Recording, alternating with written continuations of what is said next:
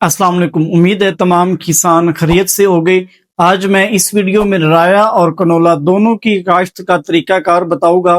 कोशिश करना, इसी पर अमल करना, इंशाल्लाह अच्छी पैदावार होगी। तो सबसे पहले बात करते हैं वक्त काश्त की।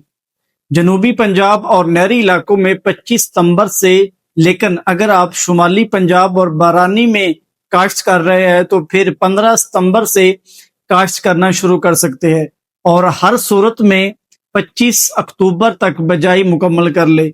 मगर पिछले साल के हालात को देखते हुए मेरा मशवरा है कि 15 अक्टूबर से 25 अक्टूबर के दरमियान काश्त मुमकिन करे, ताकि कोरे और अक्टूबर की गर्मी से महफूज रहे।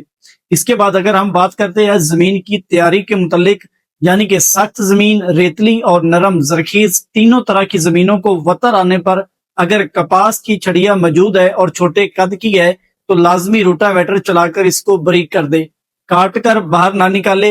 ये अमल शायद दोहरा रोटावेटर चलाने से मुकम्मल होगा। ये वो अमल होगा जिसके बाद आपकी डीएपी, यूरिया, पोटाश और दूसरे खुराकी अज्जा की काफी कमी पूरी हो जाएगी और फली का साइज और दाना मोटा होगा।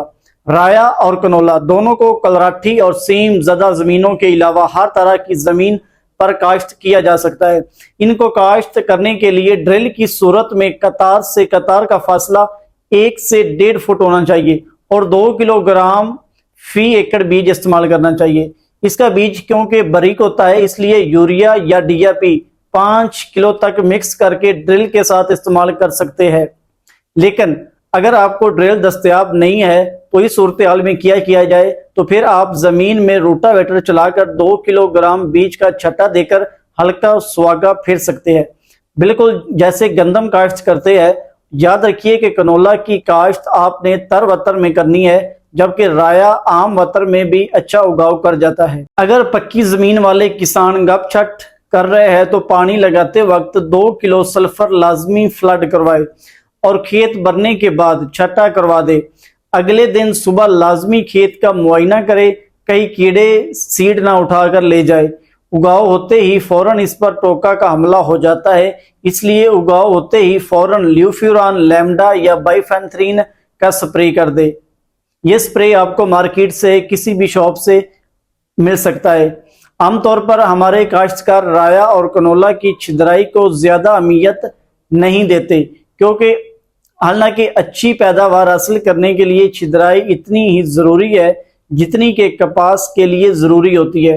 जबकि राया और कनोला 3 से 4 पत्तों का आ जाए तो कमजोर पत्तों यानी कि कमजोर पौधों को इस तरह उखाड़े के पौधे से पौधे का फासला 4 से 6 इंच तक हो जाए। अगर आप कंबाइंड या हार्वेस्टर से कटाई करवाना चाहते हैं तो फिर 4 से 5 इंच से ज्यादा फासला ना करें। ज्यादा फासला करने से पौधे का झाड़ बड़ा हो जाता है, जिससे पैदावार में बहुत इजाफा होता है, मगर कंबाइंड हार्वेस्टर की कटाई में मुश्किल पेश आती है।